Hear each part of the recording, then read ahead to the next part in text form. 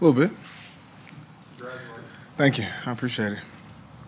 Doug talked a lot about his personality, allowing you guys and some of your teammates to kind of be yourselves. How much has that carried over the locker room and really helped this team? I think it's been refreshing. I mean, he says it all the time, and it wasn't just this year. Even when he first got here, just let your personality show. And I think you've seen that all year. Guys, whether it be the celebrations or just the demeanor about which we go and play. Guys have been able to kind of, be themselves in a way that doesn't step outside of the team either. And I think it's a nice balance that we have where we feel like we can cut it loose, be ourselves, but also kind of be a team. How do they get away with their pick plays so often? What do they do that's effective, and how do you stop them? Well, not every pick play is illegal. Some, if you're up on the line of scrimmage, you're an aggressive defense who likes to press all your corners or DBs, then they can contact you within 1 yard of the line of scrimmage. The rest of it is body position. They're not just going to run up to you and hit you. They'll just kind of put people in your way as a defender, make you weave in and out, and somebody gets open. So you got to recognize the formations and put yourselves in positions not to get big. How have you made it all work this week? What do you mean? Everything you have going on. I mean, one play at a time, just like football you're taking in life. Spent 2 nights at the hospital, but my family's home now, so it's been a good week for me. Hopefully, it ends well too. You've spent the season multitasking. Is that coming in? Yeah, definitely. It's been pretty much on par for the rest of the year, but obviously it's an exciting time for not only me but my family. But we got a lot of work to do, obviously, this week. So now that everybody's home, my focus is on the game. You've also taken on a little more, you've always been one of the leaders, but a little more vocal. Is that fair to say, especially after games? How did that happen? Where Doug would talk and you say? Not sure. I mean, last year I think we'd call on different guys. This year I think the first week he called on me, and the next week called on me, and then after a while it's like we're very superstitious football players.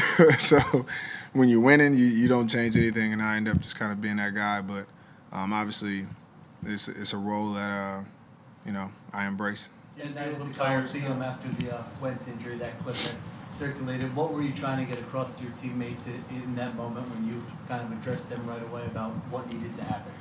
Well, it was, first off, that was the night we won the East, and it was a huge milestone for us.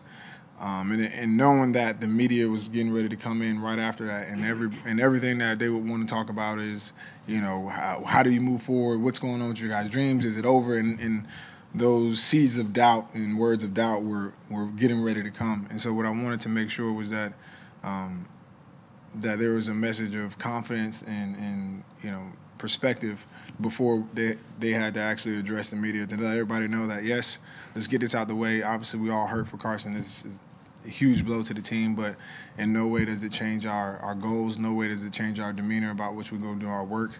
Nothing's changed, and that was kind of the message. It seems that the organization has taken on the "we all leave out, we all need" as their slogan now. Mm-hmm. Why was that important for you to say to the team from the beginning of the year? The last couple years, I feel like we've said we all we got. We've said that over and over. And then this year, as we just kind of got closer into the season, we added the "we all we need." Just because from the beginning, we didn't feel like anybody gave us a chance. We felt like we were underdogs. Nobody, everybody was. The questions were: is this a rebuilding year or a building year? What's Carson going to be? What's the defense going to be? And so we always focused on the guys we had in the huddle.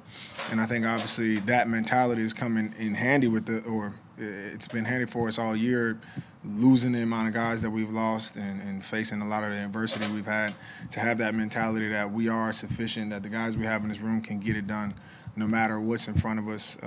It's kind of been, the storyline of this team, and that's obviously I think everybody's kind of embraced that mentality. Speak to the team after games. Where does it come from? Do you spend time deliberately picking your words, or does it kind of come naturally?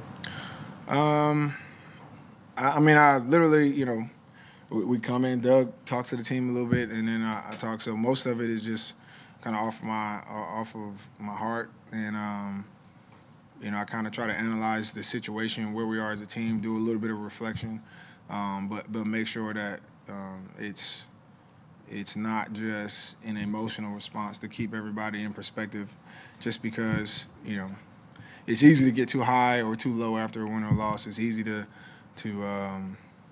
start to listen to all of the things that people are getting ready to say. And a lot of time I'm talking to myself, to be most honest, is knowing that the media is coming in right after that, and you're going to get all these kind of questions, whether somebody wants you to talk really, really highly about yourself, or they want you to talk badly about your teammate, or they want to ask you about doubting yourself or being super confident.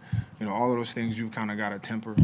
So most times when I address the team, I'm really talking to myself. Malcolm, do you use a lot of misdirection to get runs outside? You said what?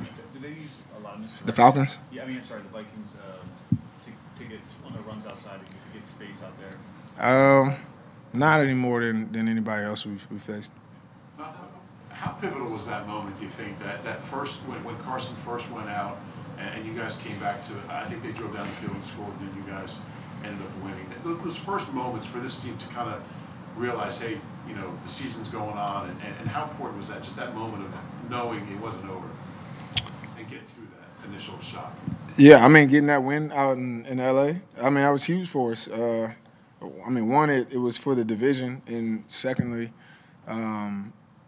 it was a moment in which we could have easily folded, and easily just kind of defensively we weren't having a good day up until that point. Offensively we could have tanked it, but we just pressed on. We did whatever we had to do to adjust in the game, in the moment, to get a win. No matter what it looked like, guys made the plays. Nick converted a great third down to Nelson to kind of seal that. So I think it was huge. It proved, to the guys who maybe not necessarily didn't believe, but who might have been on the fence, that, look, we can win games, with the guys that we have in this room. It's just going to take a collective effort, but it's taken a collective effort all year. Malcolm, the Vikings had the #1 defense, all-pro safety. Obviously, you guys don't play against them, but is there any added incentive for the group and you specifically to want to outplay those guys? We got a lot of respect for their defense and the players on their team. But, we got a lot of confidence in our defense as well, and the guys that we have.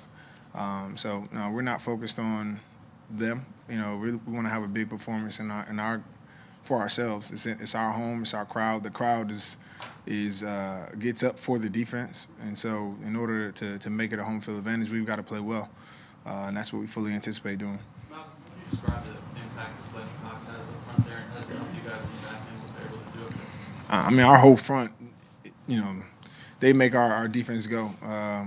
Whether it be, we're #1 in rushing for a reason, and they have a huge piece of that. And then when we do stop teams from running the ball and they want to get, into a pass game, I don't know anybody out there that can block Fletcher Cox. Tim Jernigan does a great job. When Fletcher gets all the attention, all of a sudden he's getting going. BG on the outside has been disruptive all year. Chris Long, Vinny Curry, Barnett, when you put them in. So we've got guys that we're rotating, they're fresh, and everybody's productive. It makes it a lot easier on the back end. We're not covering forever. We don't have to blitz to get pressure. So we got other guys in coverage. It's really been a strong point of the defense. A legal-wide question here. You talk all the time about the value of quarterbacks. What do you make of the fact that 3 of the 4 teams left don't have those prototypical franchise quarterbacks? Well, the cliche that defense wins championships is alive and well. And the biggest thing at the quarterback position, if you have a strong defense, is to take care of the football. And all of those quarterbacks do that. They take care of the football. They don't make a ton of mistakes. And so they allow their team to play patient games, to run the ball, play defense, and then strike when you have the opportunity. And in that way, I think we're very similar to the Vikings in that regard.